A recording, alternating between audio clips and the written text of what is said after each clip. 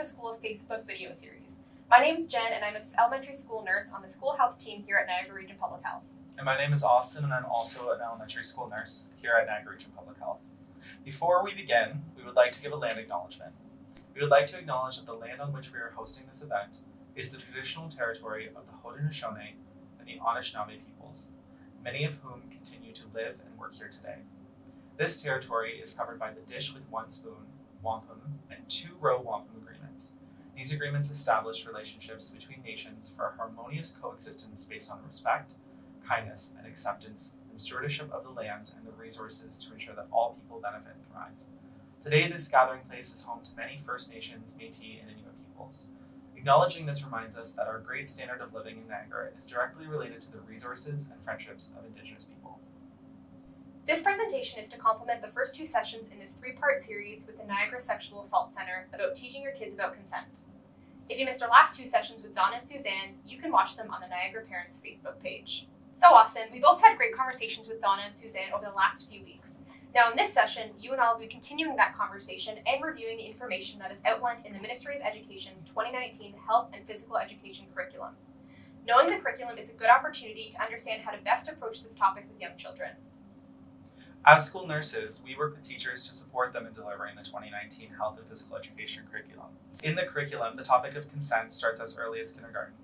It's important to start the conversation of consent early to reinforce the idea of bodily autonomy and healthy boundaries from a young age. We understand that some of the topics in this video may be triggering for some of our viewers, so please reach out to your healthcare provider, the Niagara Sexual Assault Centre, or Niagara Parents if you're in need of support. Today, we will review the curriculum with you so you know what your child will be learning and how you could continue the conversation of consent with your child at home. Consent means giving someone a choice about touch or actions and respecting their answer. With children, we often use the language asking for permission. Consent is defined by the Raising Children Network as when all people involved can choose freely to take part, can say that they want to take part clearly and enthusiastically, and can change their mind at any time and have this decision respected. It also means that they are awake, conscious, and rational, and understand what kind of activity they are agreeing to. We often think about teaching consent to older children around the time of puberty or to adolescents when teaching sexual education. While consent is really important in this context, we can start the conversation about consent and healthy boundaries at any age. Consent or asking for permission is a normal part of everyday life. Another resource that we use in school health when teaching about consent is teachingsexualhealth.ca. They reaffirm that learning about personal boundaries help children and teens develop a sense of individual responsibility and control. Developing a sense of personal independence and respect for self and others leads to increased self-esteem. Teaching children to take care of their bodies includes saying who can touch them and come into their personal space. Everybody deserves to be treated with respect.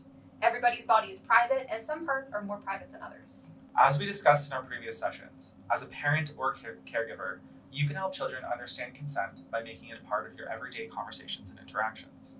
One of my favorite places to learn more about consent for children is safesecurekids.org. They have some amazing tips and tricks to help you start the conversation at home and some interesting interactive activities. One of their tips is as children become more verbal, you can model how to ask for permission. For example, do you want help getting your pajamas on today, or do you want to do it by yourself? This is a simple way to show kids that they have a choice when it comes to what happens to their body and their personal space. Make sure that you are responding appropriately when you do not receive that permission. If your child says no, make sure that you don't respond negatively. You should respond with understanding, okay, no hug today, I'll see you later, so that you do not give kids the wrong impression about their right to choose or make them feel bad for saying no. It's also up to you to find situations and age-appropriate ways to practice this in your home. There might be times when you just can't give your child the ability to choose due to safety reasons. For example, holding your hand when crossing the street. Slowly introducing these practices is all about consistency and finding the appropriate time that works for you and your child. Before you start to have an age-appropriate conversation with your child, it's important to remember that it's better to have frequent smaller conversations than one large talk about consent. You know your child best and how to talk to them, so it's important to note that all the examples we talk about today are just suggestions. So just as we mentioned earlier, lots of opportunities come up in our day-to-day activities that can give you a chance to start the conversation or practice asking and giving for consent. For example, there might be a scene in a book, a TV show, or a movie that can spark up a conversation. You can also take those moments to find out what your child knows and thinks about consent. This gives you time to correct misinformation and explain things based on their age. For younger children, you can say, it's your body, so you can decide who hugs, kisses, and tickles you. You can also say no if you're uncomfortable or scared. So now we're going to talk about where the topic of consent is discussed at each grade level. This can help you to understand what your child is learning at school and how you can continue that conversation at home in an age-appropriate way, and slowly introduce different practices that support their learning. In kindergarten, students will begin by learning how to identify adults that they trust and skills for responding in situations where they feel uncomfortable or unsafe. This is all about identifying a safe adult and asking who do they go to when they feel uncomfortable. This is something we discussed at length with Donna and Suzanne in the past few weeks. The other big topic is responding to the situation. So an example from the curriculum is being able to say that they do not want to hug their mom's friend today. In grade 1, students are taught to identify body parts using the correct terminology as a way of learning to take care of their body, have respect for their body, and identify any problems or safety concerns. Using the proper names for body parts is a really important part of child safety. If they're hurt, need help, or in an uncomfortable situation, they're taught to talk to a trusted adult using the correct terms. This ensures that the adult can understand exactly what they're trying to tell them. At home, it's recommended that you continue to reinforce these terms and avoid using pet names or nicknames for body parts. Grade 2 is when students will begin to demonstrate the ability to identify and appreciate aspects of how their bodies work and describe what they can do to ensure that they will continue to appreciate their bodies as they grow and change. Students will be able to explain the importance of consent and learn how to stand up for themselves and others.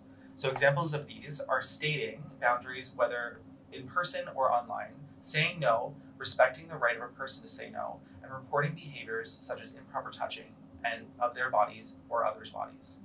At home, you can discuss with your child what they would do in situations where someone is not respecting their personal space. As I discussed with Suzanne last week, discussing scenarios are one of the best ways for children to learn. In grade 3, students will learn the characteristics of healthy relationships, including respecting differences, being inclusive, open communication, establishing and respecting boundaries, listening, and being honest. Students will also learn media smarts and how to stay safe when online.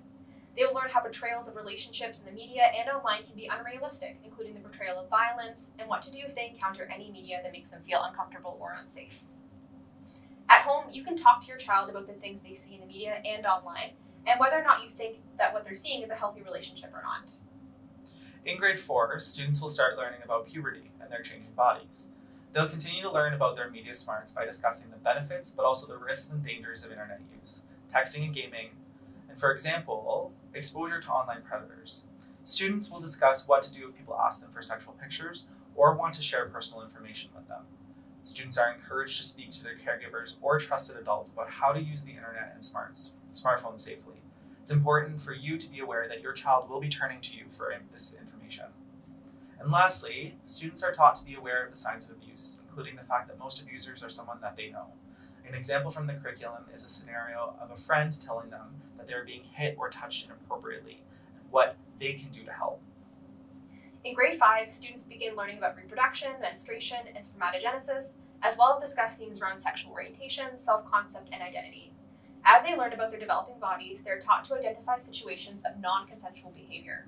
They'll demonstrate the ability to deal with unsafe situations and are taught to identify trusted people and support services that they can turn to for help.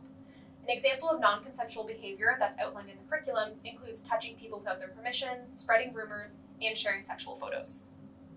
In grade 6, students will continue the discussion of healthy relationships by diving deeper into concepts such as gender stereotypes, the inaccurate portrayal of people in relationships in sexually explicit media, consent, of course, including body language, tone of voice, facial expressions, reading signals of agreement or disagreement, and that consent is freely given and can be taken away at any time. They'll also learn to make informed decisions that demonstrate respect for themselves and others. At this time, when I go into schools, I reaffirm that if a person is not giving an enthusiastic yes, it is not consent. It is not the absence of the word no. I also discuss that consent must be given at the time of any action. In grade 7, students will dive deeper into the concept of consent, including the legal age of consent and how consent is communicated. And in general, the need to communicate clearly with each other when making decisions about sexual activity in a healthy, loving relationship. It also teaches that being able to talk about these boundaries with a partner is a really important part of sexual health. The conversation of media and digital safety continue at this age as the curriculum teaches the dangers of social media and the internet. Students will discuss things like the misuse of private information, the negative impact on mental health, including possible social isolation, feelings of depression, addiction, identity theft, cyberstalking, exposure to online predators, including those involved in sex trafficking, and sending or receiving explicit sexual images. As I discussed with Donna in our first session, it's important for you as parents and caregivers to be aware of the apps and online games that your children are using, particularly those with live chat options, as those can be dangerous for children. Have a talk with your child about their internet use and what to do if they feel unsafe in a situation online.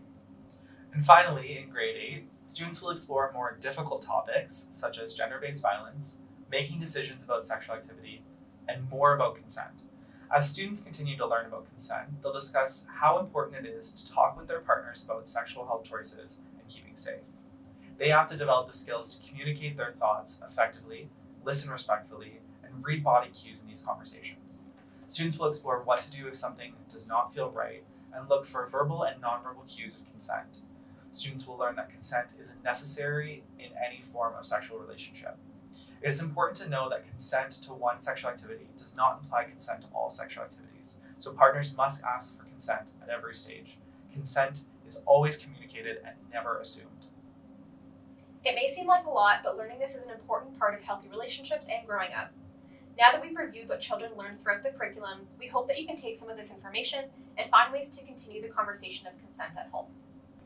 As we discussed with Donna and Suzanne, it starts with finding ways to make it a continuous conversation in your home, rather than one large talk.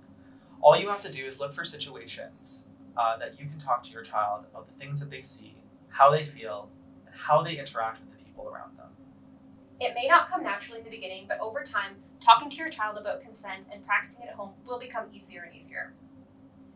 To help give ideas and good resources, we've included some links in the description box below that we use at Public Health when we go into classes and teach that you can use at home.